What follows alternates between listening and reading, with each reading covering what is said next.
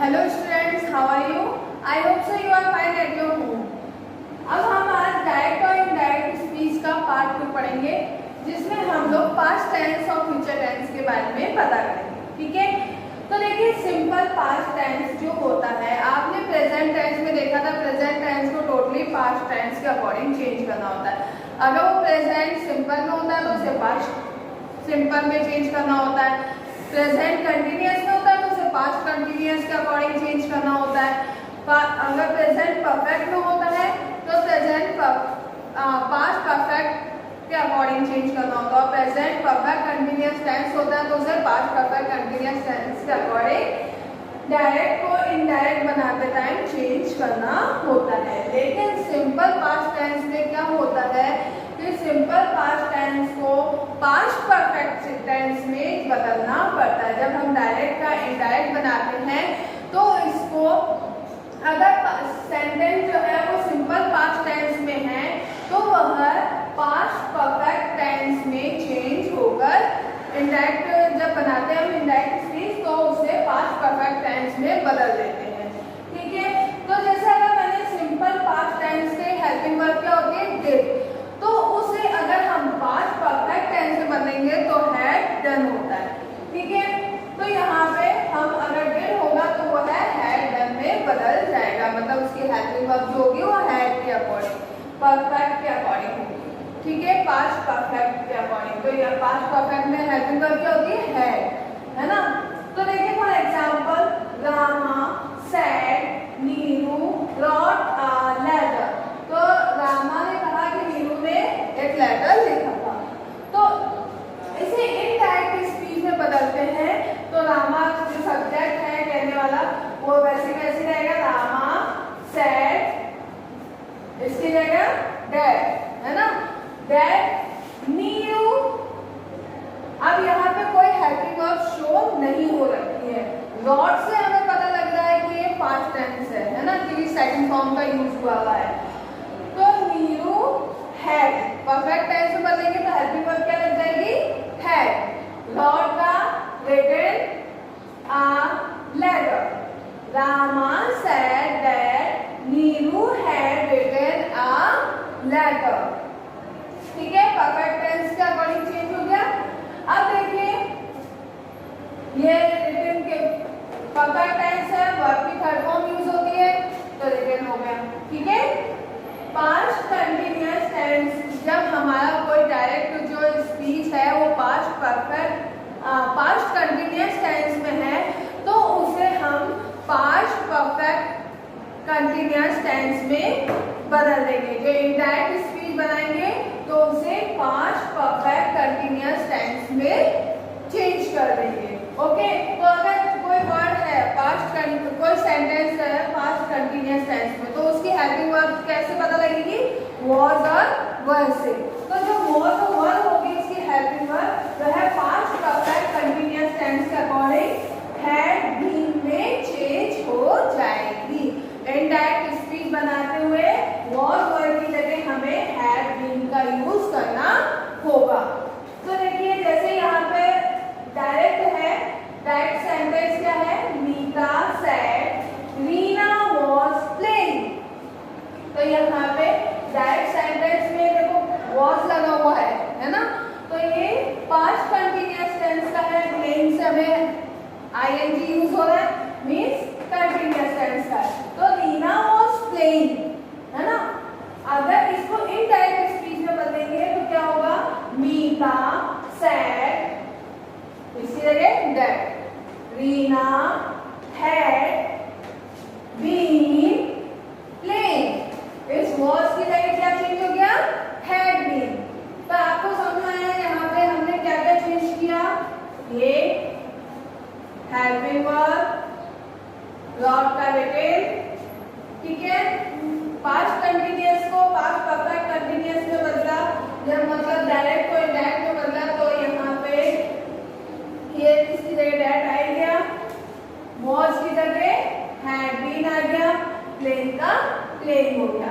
और बच्चों past perfect tense और पास्ट परफेक्ट कंटिन्यूअस टेंस के जो डायरेक्ट स्पीच मतलब डायरेक्ट जो सेंटेंस होते हैं उनमें क्या होता है कोई चेंज नहीं होता है, वैसे के वैसे से जो सेंटेंस होते हैं उनको वैसे के वैसे ही लिख दिया जाता है। बस अंतर क्या होता है, जो इसमें ऑब्जेक्ट होता है वो सब्जेक्ट के अकॉर्डिंग चेंज हो जाता है। जैसे अगर मैं यहाँ पे नीरू वर्ड है, नाम है तो थर्ड पर्सन है तो वो चेंज हो जाएगा, लेकिन फर्स्ट और सेकंड पर्सन है तो उसके अकॉर्डिंग चेंज हो जाएगा सब्जेक्ट के अकॉर्डिंग। ठीक है, ओके बच्चों, अब हम इसके बाद फ्यूचर टेंस के बारे में पढ़ेंगे। तो फ्यूचर टेंस में कुछ विल शैल होते हैं, तो विल शैल किसमें बदल जाते हैं, वुड और शुड में। ठीक है, तो और कुछ मॉडल्स भी होते हैं, कुछ प्रोनाउन भी होते हैं जो चेंज होते हैं डायरेक्ट को इनडायरेक्ट बनाते इस टाइम। तो हम लोग उसके बारे में अब आगे पढ़ेंगे। Now future tense. Future tense क्या में हेल्पिंग वर्ब क्या होती है, विल और शैल। तो विल और शैल को जब हम इनडायरेक्ट स्पीच में बदलते हैं तो विल की जगह वुड और शैल की जगह शुड हो जाता है। ध्यान रखना बच्चों, अगर आपके सब्जेक्ट सिंगुलर हो तो आप लोगों को चाहे आप डायरेक्ट स्पीच में आपके चाहे विल दे रखा हो, चाहे शैल दे रखा हो, कुछ भी दे रखा हो, लेकिन सब्जेक्ट के अकॉर्डिंग आपको वो चेंज करना होगा, जो भी ऑब्जेक्ट है सब्जेक्ट है उसके अकॉर्डिंग। ठीक है, तो यहाँ पे सब्जेक्ट के अकॉर्डिंग आपको चेंज करना होगा। तो यहाँ पे देखिए मैंने गीता सेड, गीता ने कहा आई शैल गो टू स्कूल। तो यहाँ देखिए गीता का गीता ही हो गया, सेड इन्वर्टेड कॉमा की जगह दैट, है ना। आई की जगह कौन हो जाएगा, गीता, है ना, गीता ही तो कह रही है, तो ये गीता कौन हुई, आई। तो यहाँ पे आई की जगह क्या यूज होगा, शी। ठीक है, अब शी सिंगुलर पर्सन है, इसलिए यहाँ शैल होने के बाद भी हम लोग जो यूज करेंगे वो विल के अकॉर्डिंग, क्योंकि सिंगुलर अगर देखा जाए तो शी के साथ विल लगता है ना, लेकिन यहाँ इनडायरेक्ट स्पीच बना है तो विल का वुड हो जाता है। ठीक है, वुड गो टू स्कूल। तो Geeta said that she would go to school. अब देखिए अगर मे होता है ना, मॉडल सुने ना आपने, मे कैन, है ना, तो मे की जगह माइट हो जाता है, मे की जगह क्या हो जाता है, माइट। कैन की जगह कुड। जब आप डायरेक्ट को इनडायरेक्ट स्पीच में बदलते हो तो मे का माइट और कैन का could. For example, he said to me you may go, तो he told me that। आप कहोगे मैम यहाँ told me क्यों आया, अब तक तो हम said यूज कर रहे थे, तो यहाँ पे told क्यों लिखा है, क्योंकि जब हम कोई said to, एक चीज आपको मैं बता रही हूँ, जब said to हो तो said to की जगह told होता है। ठीक है, said to me, ठीक है, तो he told me। क्लियर है, अभी तक आप सेड के बाद डायरेक्ट इन्वर्टेड कॉमा आया था, अब यहाँ सेड टू, जो सेड टू की जगह यहाँ टोल्ड का यूज किया है मैंने, तो सेड टू का हटाया टोल्ड में बदला। मी डैड इन्वर्टेड कॉमा की जगह डैड। यू मे गो, तो यू की जगह कौन आ गया, आई। सब्जेक्ट के अकॉर्डिंग चेंज कर लिया हमने, तो यहाँ हो गया आई। मे की जगह माइट, गो की जगह गो ही रहेगा। तो हम जब डायरेक्ट को इनडायरेक्ट स्पीच में बदलते हैं तो वह सेंटेंस क्या हो जाएगा, he said to me you may go, direct है, इसको इनडायरेक्ट में बदला तो he told me that I might go। Okay, can का यूज देखिए, कैन और कुड का डायरेक्ट को इनडायरेक्ट बनाते हुए, Ram said I can carry this bag, तो Ram said that, Ram said inverted comma की जगह डैड, इन्वर्टेड कॉमा की जगह डैड हो गया। आई किसके लिए आया है, राम के लिए। आई किसके लिए आया है, राम के लिए, तो यहाँ आई की जगह क्या बदल देंगे, प्रोनाउन ही कर देंगे। ओके, ही कैन की जगह कुड, कैरी दिस की जगह क्या बदलेंगे, डैड। ये अभी मैं आपको एक लिस्ट बना के दूंगी, तो वो उसके अकॉर्डिंग आपको लर्न करना है और जहां ये वर्ड आए उनको उस अकॉर्डिंग चेंज कर देना है। तो दिस की जगह दैट, लॉन्ग दैट बैग, तो Ram said that he could carry that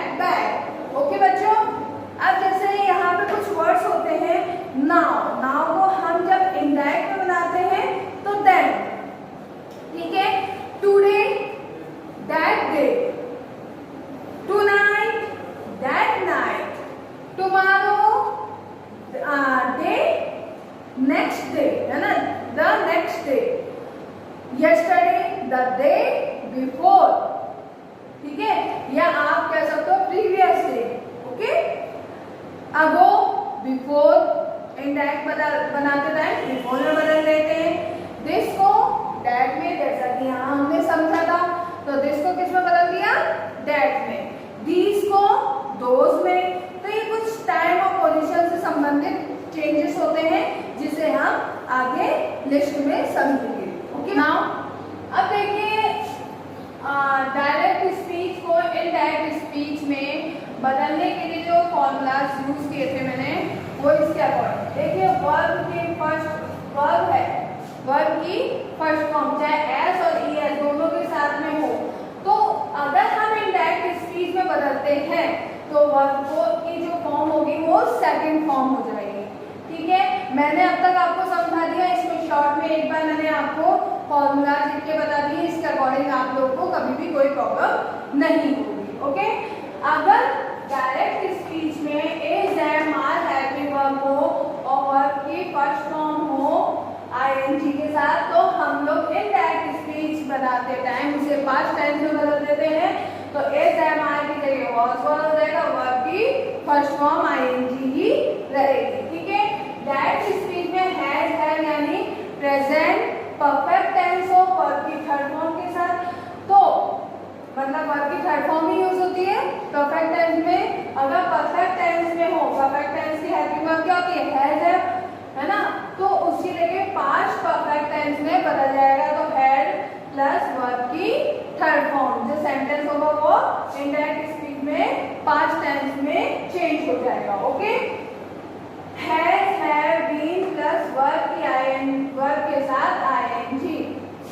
direct speech में जब sentence present perfect continuous tense में होता है तो उसे पास्ट परफेक्ट कंटीन्यूअस में चेंज कर देते हैं इनडायरेक्ट स्पीच में।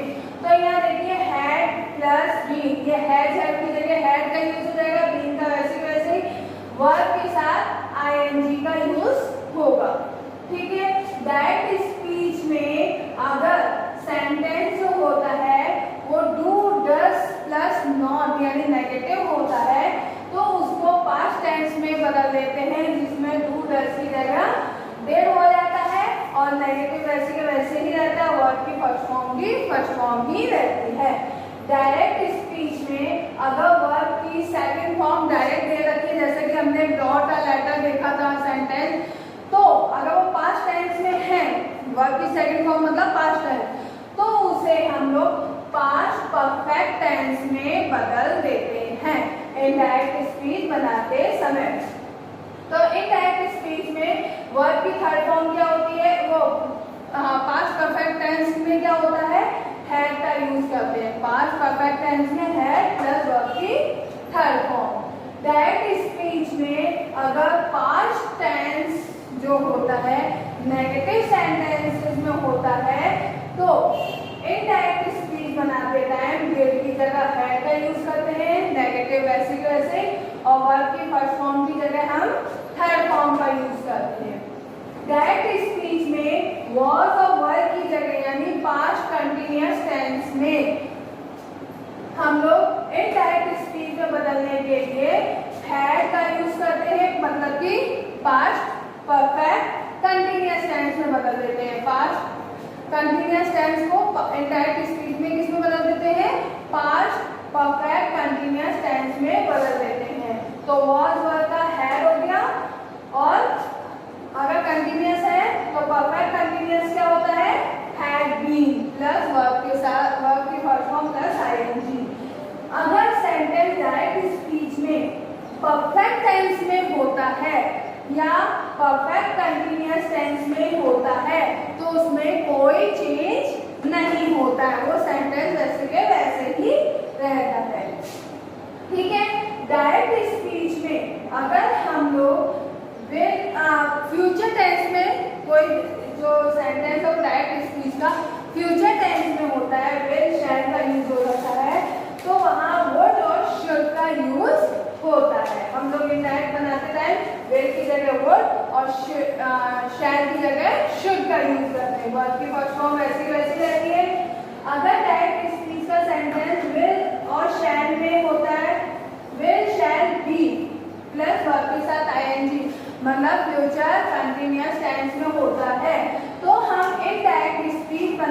समय विल का वुड और शैल का शुड, हैव, सॉरी वुड और शुड बी का यूज करते हैं। ठीक है, अगर डायरेक्ट स्पीच बनाते समय हम विल और शैल प्लस हैव बीन मतलब continuous tense, future perfect continuous tense का यूज करते हैं। एक चीज ऐसा will shall plus have plus verb की थर्ड फॉर्म मतलब फ्यूचर परफेक्ट टेंस का यूज करते हैं डायरेक्ट बनाते टाइम। तो इनडायरेक्ट स्पीच में हम लोग उसका अपोजिट क्या करेंगे, वो इसको जो आपका विल और शुड शैल है उसको वुड और शुड में बदल देंगे और हैव के साथ वैसी वैसी वर्ब की थर्ड फॉर्म का यूज कर देंगे। Will shall have been plus verb की थर्ड फॉर्म, तो विल शैल को वुड शुड में बदल के वही कंटिन्यूअस टेंस को वैसे वैसे ही कर देंगे। अगर मॉडल्स हो मे और कैन तो मे का माइट हो जाता है, कैन का कुड हो जाता है, वर्ब कोई चेंज नहीं होता है। ठीक है, तो आप लोग ये फॉर्मूला के अकॉर्डिंग डायरेक्ट को इनडायरेक्ट बनाओगे तो आप इजीली सेंटेंस बना पाओगे। ठीक है, अब देखिए अगर कुछ वर्ड ऐसे होते जैसे जो कि हमारे टाइम या पोजीशन से संबंधित होते हैं, तो देखिए नाउ, नाउ को हम हमेशा डायरेक्ट का इनडायरेक्ट बनाते हुए नाउ को इनडायरेक्ट में देन का यूज करेंगे, नाउ के प्लेस पे देन का यूज होगा।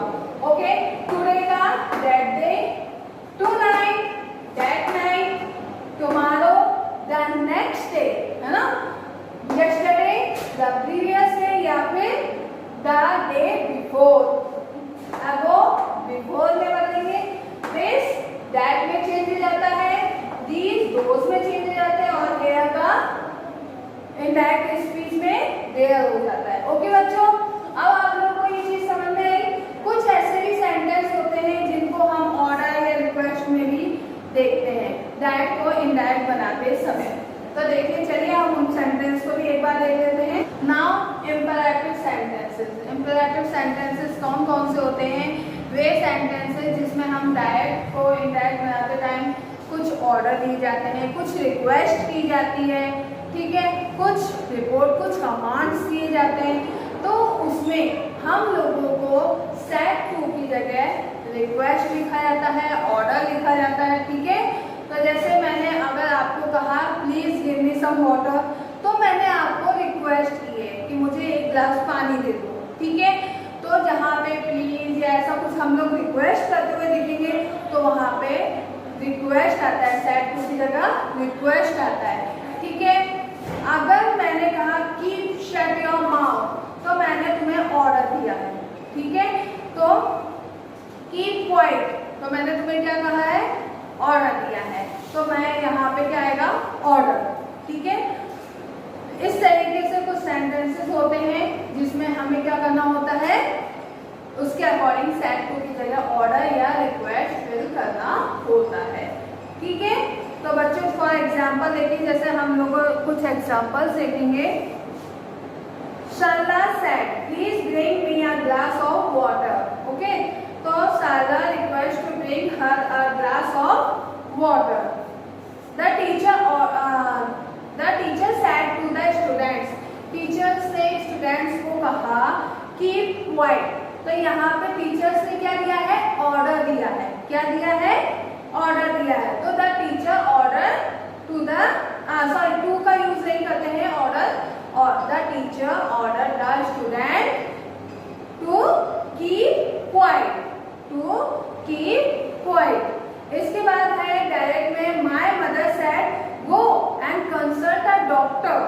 तो देखिए यहाँ पे मदर ने क्या दी है, एडवाइस दी है ना कि जाओ डॉक्टर से कंसल्ट करो, तो यहाँ पे आएगा my mother advise me, my mother advise me.